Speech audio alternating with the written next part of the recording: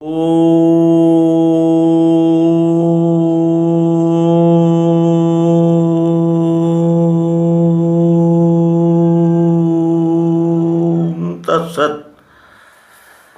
अखंडमंडलाकारं व्याप्तं येन चराचरं तत्पदं दर्शितं येन तस्मै श्रीगुरुवे नमः।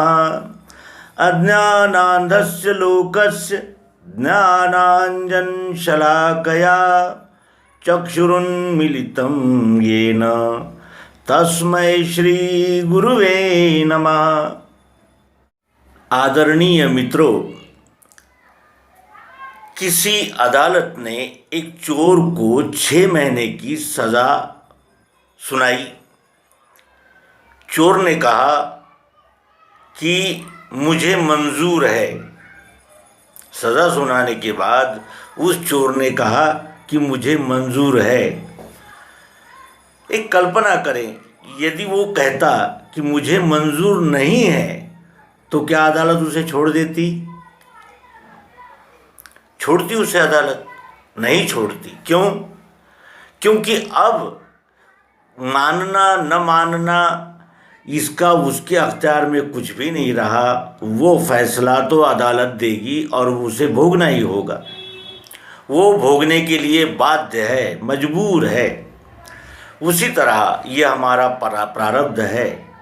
ये हम ही बनाते हैं, हम ही अपने सुख दुख के निर्माता है। केवल गत जन्म में हुए कर्मों के हम अभी यानी जिसे कहते हैं कि कुछ भी बता नहीं सकते, कोई चिन्ह नहीं दे सकते। अन्यथा ये सब हमारे ही कर्मों के फल है। जो हमने पूर्व में किए वही अब है और आगे उसी का परिणाम भोगना होता है। तो फिर प्रारब्ध क्या है? यही तो प्रारब्ध है। और प्रारब्धवाद को निरीश्वरवादी बिल्कुल नहीं मानते। वे कहते हैं कैसा प्रारब्ध?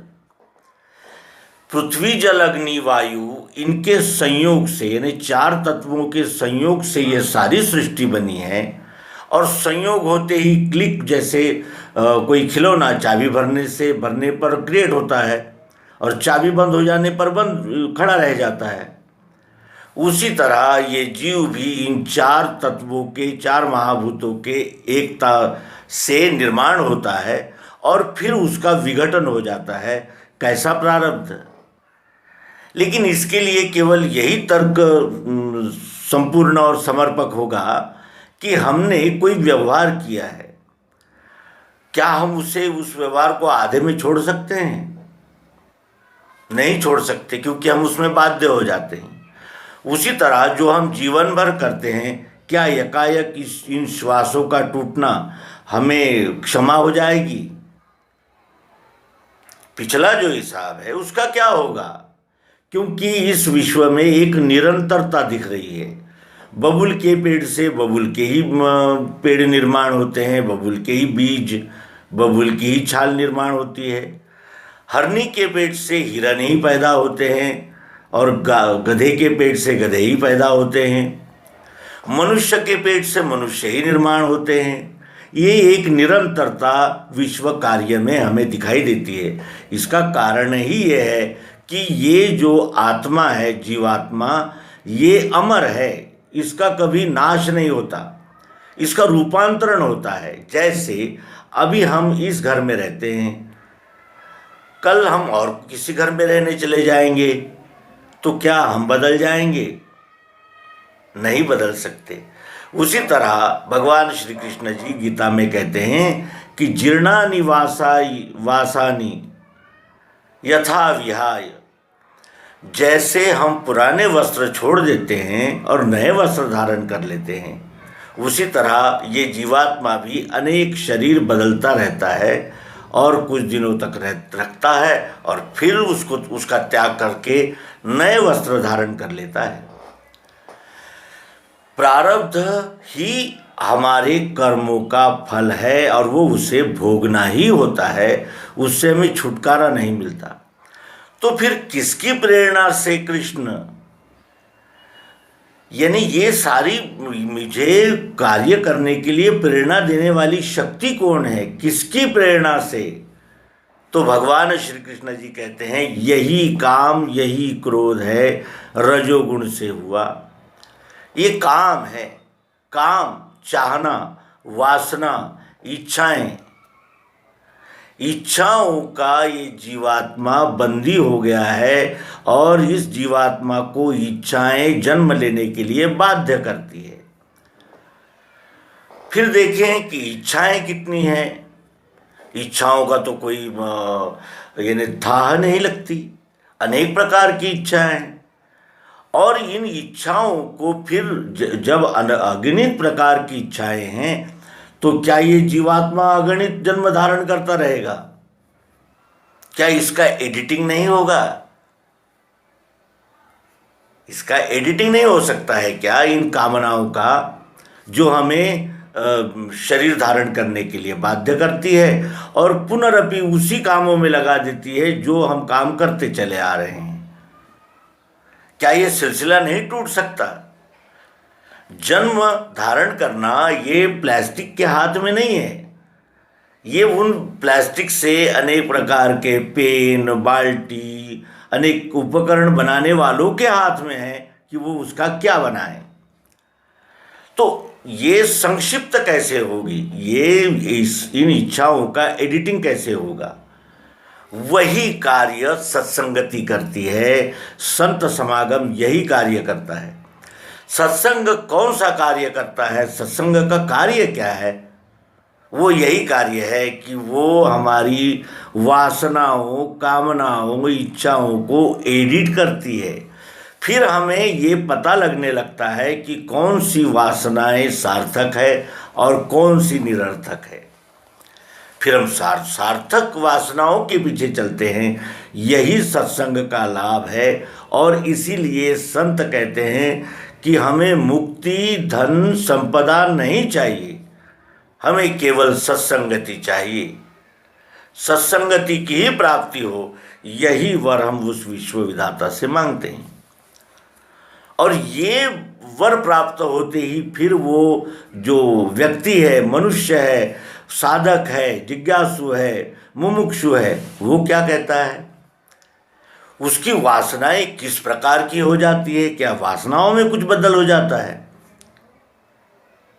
तो वो वासनाएं बनती है, जेका खड़ांची व्यंकटी सांडो, तया सत्कर्मी रति वाढ़ो, भूता परस्परे जड़ो, मैत्र जीवांचे दुरितांचे तिमिर जावो, विश्व स्वधर्म सूर्ये पाहो, जो जे वांछील तो ते लाहो, प्राणी जात। खड़ांची व्यंकटी सांडो, यानी जो दुष्ट है उनका जो टेढ़ापन है वो समाप्त हो। व्यक्ति समाप्त होने की बात नहीं है यहाँ। जे खड़ांची व्यंकटी सांडो, बुरे लोगों का टेढ़ापन समाप्त हो जाए। विश्व स्वधर्म सूर्ये पाहो, इस विश्व का प्राणी मात्र अपने स्वधर्म को प्राप्त करें। ये वासनाएं हैं उनके लिए शब्द कम पड़ते हैं, उपाधियां निरस्त हो जाती है। वो संत सज्जन श्री ज्ञानेश्वर महाराज, खड़ांची व्यंकटी सांडो तया सत्कर्मी रति वाढ़ो, और उन्हें सत्कर्म करने की ओर प्रेरणा हो। सत्कर्म रति वाढ़ो, यानी सत्कर्मों में वो रुचियां लेने लगे। जो जे वांछील तो ते लाहो, जो जिसकी इच्छा करते हैं वो उन्हें प्राप्त हो। जो जे वांछील तोते लाहो, प्राणी जात। ऐसा केवल मनुष्यों के लिए नहीं, प्राणी जात, उद्भिद स्वेदज अंडज जारज, इन चारों खानियों की समस्त योनियों के लिए ये शुभकामनाएं हैं। चंद्र में जे अलांछन, मार्तंड जे तापहीन, ते सर्वाही सदा सज्जन, सोय रे होतु। जिस प्रकार से चंद्रमा ये किसी भी कलंक से यानी मुक्त है, चंद्र में जे अलांछन, मार्तंड जे तापहीन। मार्तंड सूर्य जैसे कि कोई यानी उष्मा रहित हो, तापहीन यानी वो पीड़ा देने वाला न हो। ते सर्वाही सदा सज्जन, वो सबको सदा सज्जन सोयरे हो तू। वो सत्संगति, वो सत्पुरुष, सन्मार्ग पर लाने वाले महान आत्माएं इस प्रकार होती है। अलांछनीय चंद्र और तापहीन मार्तंड, सत्संगति का ये महिमा है। फिर हम सत्संगति में जाने लगते हैं। सत्संगति में हमें संतों के अभंग और अनेक प्रकार के ग्रंथ, मत, पंथ इनका अभ्यास करने को मिलता है। मनुष्य स्याना होता है। आहार निद्रा भय मैथुन इस पाशवी वासनाओं से उठने लगता है। फिर उसे वासनाएं जागती है कि मैं कौन हूँ, ये मैंने जानना चाहिए। मैंने क्या करना चाहिए, ये मैंने जानना चाहिए। मैं एक जीव हूँ, तो जीव मात्र के साथ सहजीवन का क्या सिद्धांत है, ये मैंने जान लेना चाहिए। उन सहजीवन के सिद्धांतों का पालन करना चाहिए। मैं मनुष्य बनूं, मैं नर बनूं, क्योंकि नर ही नारायण बनते हैं। ये जागृति धीरे धीरे उसमें आने लगती है। और ये जब जागृति आने लगती है तो उसका अंतःकरण स्वच्छ निर्मल होने लगता है। अंतःकरण मन, बुद्धि, चित्त, अहंकार और इनका समुच्चय अंतःकरण, ये 5 आकाश तत्व से इस जीव को प्राप्त हुए अंतःकरण हैं। ये निर्मल शुद्ध होने लगते हैं। ये निर्मल शुद्ध होने से उसमें सदिच्छा जागने लगती है, शुभेच्छाओं का जन्म होता है। सर्वे भवन्तु सुखिनः, सर्वे सन्तु निरामयाः, सर्वे भद्राणि पश्यन्तु। ये भूमिका जब तैयार होने लगती है, जो सर्व ओर कल्याण देखना चाहता है, तब उसे तत्वदर्शी सद्गुरु से भेंट होती है। तत्वदर्शी सद्गुरु से भेंट होना इतना सरल नहीं है। केवल हमें अपनी जमीन तैयार करनी होती है। वे तो अनेक मार्गों से आना ही चाहते हैं, लेकिन हमने मत, पंथ, संप्रदायों, ग्रंथों के दरवाजे बंद कर देने से उनका आना नहीं हो रहा है। और वो सूर्य है। मैं तेजस्वी ज्ञान ज्योति से सारे भ्रम दूर करता हूँ, ऐसा आश्वासन भगवान श्री कृष्ण जी श्रीमद् भगवत गीता में दे रहे हैं। मैं तेजस्वी ज्ञान रूपी सूर्य बनकर सारा अंधेरा निकाल देता हूँ। फिर वो तत्वदर्शी सद्गुरु को जानने की प्यास बढ़ने लगती है। और इसीलिए संत कहने लगते हैं कि कहाँ, कैसे मिलोगे, कैसे मिलूँ मैं तुम में, तुम कौन हो, मैं तुम्हें जानना चाहता हूँ। तुम में और मुझ में क्या समानताएं हैं, मैं क्या हूँ, तुम क्या हो, ये मैं जानना चाहता हूँ। मैं आपसे मिलना चाहता हूँ। संत कहते हैं मैं तुम्हें आलिंगन देना चाहता हूँ। पैलतोगे काऊ को कताहे, शकू नगे माए सांगताए। हे कव्वे, तुम क्या शकुन शुभ समय का यानी उद्घोष कर रहे हो? कब आएंगे मेरे पंढरीनाथ, कब आएंगे मेरे पंढरीनाथ? और ये गीत गाते समय क्या उस मंदिर में प्रतिमा नहीं थी? उसी प्रतिमा के आगे, उसी प्रतिमा का अधिष्ठान रखते हुए संत श्री ज्ञानेश्वर महाराज कहते हैं कि पैलतोगे काऊ को कताहे, उस ओर कौवा चिल्ला रहा है, शकुन गे माए सांगता है। क्या वो, हे माँ, वो शकुन बता रहा है कि परमेश्वर से, वो उस पांडुरंग से मिलन होने का समय आ गया है? ये उत्कटता, आतुरता, ये जब निर्माण होती है, वो जमीन को तैयार करती है उस तत्वबोध को, यानी जमीन में पकड़ रखने के लिए। जिसे मराठी में रूजना कहते हैं, बीज को रूजने के लिए, बीज को पकड़ बनाने के लिए ये आर्तता और ये उत्सुकता, उत्कंठा, ये प्रेम, ये समर्पण चाहिए होता है। जैसे कोई भी बीज को अनुकूल वातावरण, अनुकूल जमीन की आवश्यकता होती है, उसी तरह तत्व दर्शन को हमारे हृदय में बैठने के लिए, पनपने के लिए इस प्रकार के भाव आवश्यक होते हैं। और जब ये भाव जागते हैं तब वो जमीन तैयार रहती है और तब वो सद्गुरु आते हैं।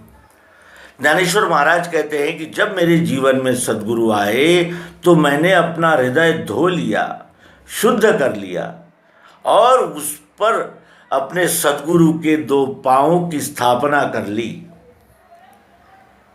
सद्गुरु के 2 पांव क्या हो सकते हैं? 2 पांव तो सभी को होते हैं। सद्गुरु के 2 पांव कौन से होते हैं? जिनका बोध कराकर वो अपने शिष्यों को भवसागर से पार करा देते हैं। क्या वो किसी नाम के रटने से हो जाएगा? राम कृष्ण हरि, राम कृष्ण हरि। राम कृष्ण हरि कहने से तो चित्त शुद्धि होगी, लेकिन शुद्ध चित्त का करेंगे क्या? हम जब राम कृष्ण हरि कहते हैं तो उन विभूतियों के ज्ञान, गुण, चरित्र और उपदेश का चिंतन करते हैं, जिससे हमारा चित्त शुद्ध होता है। लेकिन जब तक प्रत्यक्षदर्शी सद्गुरु का आगमन नहीं होता तब तक क्या हो सकता है? और जब सद्गुरु के हम 2 पांव अपने हृदय में धारण करते हैं, वो 2 पांव अध्यात्म विज्ञान पहचान कराता है उन 2 पांवों की। वो है क्षर और अक्षर। एक ही सद्गुरु के 2 पांव है। जैसे इस विश्वरूप विधाता के 2 भाव क्षर और अक्षर है, उसी तरह सद्गुरु के ये 2 पांव है। सगुण निर्गुण, साकार निराकार, इन दोनों द्वंद्वों का समावेशन सद्गुरु नाम में करते हैं। और आजकल तो नाम की दीक्षा दी जाती है। क्या दवाइयों का नाम रटने से हमारी बीमारियां चली जाएगी? नाम लेत भोजन लेत, औषध लेत, नाम लेत भव सिंधु सुखाई। संत जन उपदेश करते हैं सरल और स्वाभाविक। हम नाम रटत, क्या नाम के रटने से हो जाएगा? नहीं होगा। वो क्षर अक्षर पद क्या है? क्या है अक्षर? भगवान श्री कृष्ण जी गीता के 8वें अध्याय में उस अक्षर की पहचान कराते हैं। पृथ्वी, जल, अग्नि, वायु, आकाश, मन, धी और अहंकार, ये मेरे प्रकृति के 8 अंग है। ये हमारी माता है, सब इसी के कोख से जन्म लेते हैं। और फिर आगे कहते हैं कि मैं बीजदाता पिता हूं, वो निर्गुण है। वो बीज इस सगुण में पड़ते ही ये सगुण साकार बनकर सामने आता है। यदि वो निराकार बीज ही नहीं होता तो ये प्रकृति इन जीवों का निर्माण कैसे करती? और वो बीज अक्षर है, जिसे प्रियत्व, चाहत, जरूरत, आत्मा अनेक नामों से पुकारा गया है। रूह भी इसे ही कहते हैं। बगैर रूह के जलवानुमा नहीं हो सकता कुछ भी। इन दोनों पदों की पहचान सद्गुरु करा देते हैं। सद्गुरु कहते हैं कि नाम में सगुण साकार और निर्गुण निराकार, इन दोनों का लय होता है। सगुण साकार शब्द, स्पर्श, रूप, रस, गंध, सगुण साकार है, दिखते हैं। रस दिखेगा, गंध दिखेगा, और सूक्ष्म जो 3 गुण हैं, जो क्रिया शक्ति है, वो भी दिखेगी। ये ढेला है शक्कर का, और ये शक्कर का ढेला यदि हम पीस करके घी के साथ खाएंगे, अनुभव कैसा आएगा? स्निग्ध और मीठा, और खाते समय भी आनंद आएगा, और पेट में जाएगा तो भी वो वहाँ दाह को शांत करेगा, हमारे यानी कोठे को शांत रखेगा, दृष्टि पुष्टि ये मिलेगी, ये सतोगुण है। फिर हमने इसको पीस के जल के साथ, पानी के साथ सेवन किया तो पीते समय तो अच्छा ही अनुभव आया, ठंडा और मीठा। लेकिन जब पेट में गया तो शक्कर का गुण क्या है? ऊष्मा बढ़ाना। और जल का गुण क्या है? यानी ठंडक, शीतलता बढ़ाना। तो पानी सर में चढ़ गया और पेट में दाह जलन होने लगी, यानी अच्छा और बुरा ये मिश्रित अनुभव रजोगुण कहलाता है। फिर हमने इसी वस्तु को पीस करके यानी इस वस्तु को पीस करके खाए तो रजोगुण पता चला, जो जल के साथ अनुपान में लिया। उसके बाद हमने इसी वस्तु को ऐसे ही चबाने चाहा तो क्या होगा? मसूड़े छिलेंगे, दांत भी गिरेंगे और पेट में केवल शक्कर जाएगी तो दाह निर्माण करेगी। यानी उपयोग में भी बुरा और परिणाम में भी बुरा, ये तमोगुण कहलाता है। ये आठों दिखते हैं, सगुण है, साकार है, और उसमें वो चाहत, जरूरत, प्रियत्व, रूप, मिठास, अस्तित्व, भातित्व, वो अक्षर गर्भ है। वो क्या है? इस वस्तु में शब्द, स्पर्श, रूप, रस, गंध सब दिख रहा है। रजोगुण, तमोगुण और सत्वगुण भी दिख रहा है। लेकिन ये वस्तु का निर्माण क्यों हुआ है? वस्तु में ऐसा क्या है जिसके वजह से ये वस्तु अस्तित्व में आई है? वो मिठास, चाहत, जरूरत जो यहाँ भी है, यहाँ भी है, यहाँ भी है, यहाँ भी है, सर्व ओर ओतप्रोत व्याप्त वो अक्षरात्मा है। क्या मिठास इस वस्तु को छोड़ के रह सकती है? या मिठास के बगैर ये वस्तु अस्तित्व में आ सकती है? नहीं आ सकती। तो फिर इसका नाम रख दें शक्कर। कहते ही ढेला भी शक्कर का, मिठास भी शक्कर की, और कोई और ज़्यादा चिकित्सक हो तो शब्द भी शक्कर का ही है, गंध भी शक्कर की है, रस भी शक्कर का है, रूप भी शक्कर दिख रहा है, और स्पर्श भी शक्कर का ही है। नाम लेत भव सिंधु सुखाई, करो विचार सुजन मन माही। हे सज्जनों, अपने मन में विचार करो और अध्यात्म विज्ञान को प्राप्त कर ये संशय, भ्रम और अनेक प्रकार की मानिंदिया, अनुकरण, अंधश्रद्धा, अंधविश्वास से बाहर आ जाओ। ये पुकार संत करते हैं। और अध्यात्म विज्ञान ही सर्वश्रेष्ठ विद्या है, जिससे हम इस विश्व को उसके यथार्थ और जिसे कहते हैं प्रायोगिक पद्धति से उसे जान सकते हैं। और उसे जानते ही फिर हमारे धर्म, ईश्वर और कृतकृत्यता, कर्तव्य आदि के विषय के सभी संशय निर्मूल हो जाते हैं। तो मित्रों, पुनः आह्वान करते हैं कि आप इन एपिसोड्स को अधिक से अधिक लोगों तक शेयर किया कीजिए। धन्यवाद। नर्मदे।